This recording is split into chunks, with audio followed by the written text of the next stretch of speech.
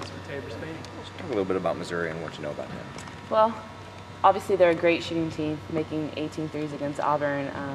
I think 47% of their combined shots, during their season has been threes, and so we understand that, and they're a little bit different than the previous two SEC teams that we've played, and so they're going to be a great challenge for us.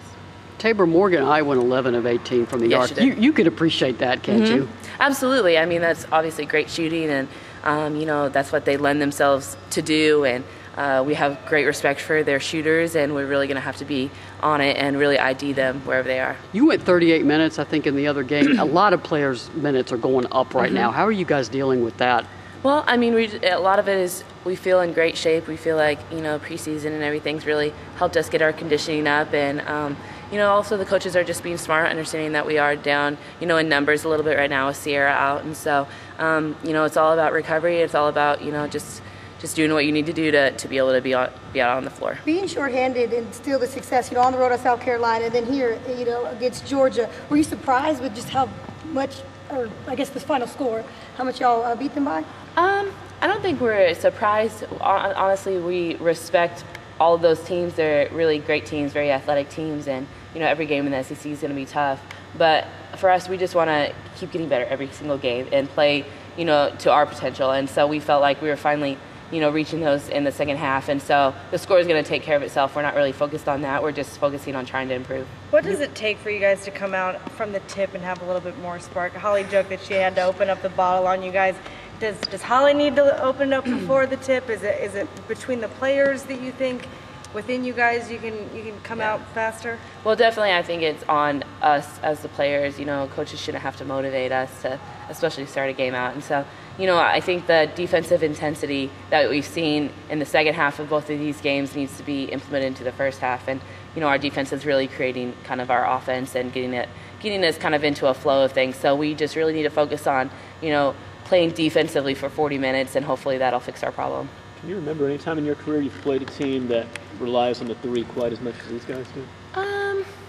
I don't know. Looking back, there's different shooters, and honestly, a lot of this team is a lot like Chattanooga, and obviously no one wants to think back to that game, but they're great shooters, and any time you live and die by the three, you can always be in a game, and so we're going to have to understand that and really attack that. And like I said, everybody's going to have to know where everybody is on the floor. Talk about the success of this team so far. I mean, across the country and across the SEC, you guys lose the starters that you lost from last year. Pat's not here, new coaching staff, everything. You guys have just kind of picked it up right where Tennessee women's basketball usually is. Just talk about that. Yeah, well, honestly, we feel a sense of pride about, continuing the legacy that Coach has left us. And obviously, we always hopefully are going to recruit talented players being at Tennessee and the tradition that we have. And we feel like Holly's very capable, and she's done a great job with this team, and we've really bought into our system.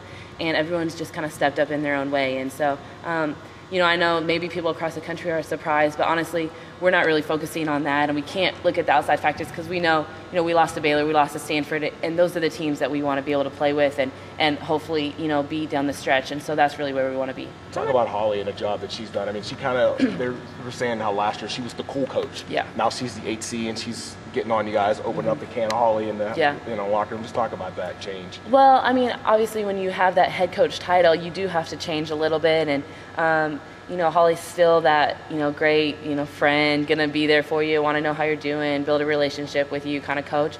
But I've definitely seen her step it up and put the, challenge us a lot more. And honestly, that's what you look for in a head coach. And so I think she's made that transition well, and she's, embracing it. So. Do you think the problem at first, though, was that you guys weren't taking her seriously because she was that friend to you guys last year?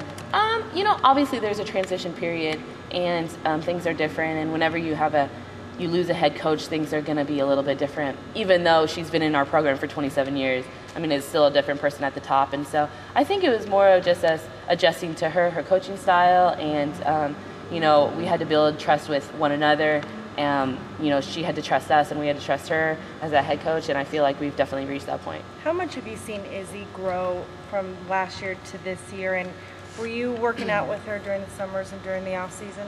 Well, honestly, ever since she came in, we all the players knew that she had this potential, and we've seen it. We saw it day in and day out in practice, And, you know, when you play behind Vicky Baugh, Lori Johnson, two players that get drafted, you know, very high in the WNBA draft, that's kind of hard to get minutes. They're just going to be limited. And so I think we all knew that she had this potential, and she's worked hard in the offseason. And so I'm glad for her that she's, you know, getting that payoff right now.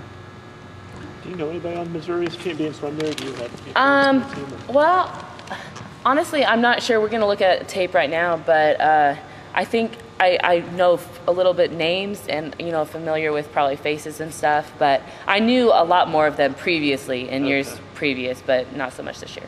Big picture, I know players and coaches tell players not to look too far ahead, but big picture, how far can this team go to reach the goals that Tennessee women's basketball typically achieves? Well, honestly, we don't want to put any limits on ourselves, and we believe that this team can reach, you know, all the goals that we want to, but our goals aren't really on that right now. We're trying to every day get better, and we can't look at March. We can't look at even, you know, a great challenge in Notre Dame, a number 2 team in the country at the end of the month. We can't look at that. We have to look at every single day, and, you know, Missouri's our next opponent. And so if we can take that approach, I think this team can be special. All right. Yep.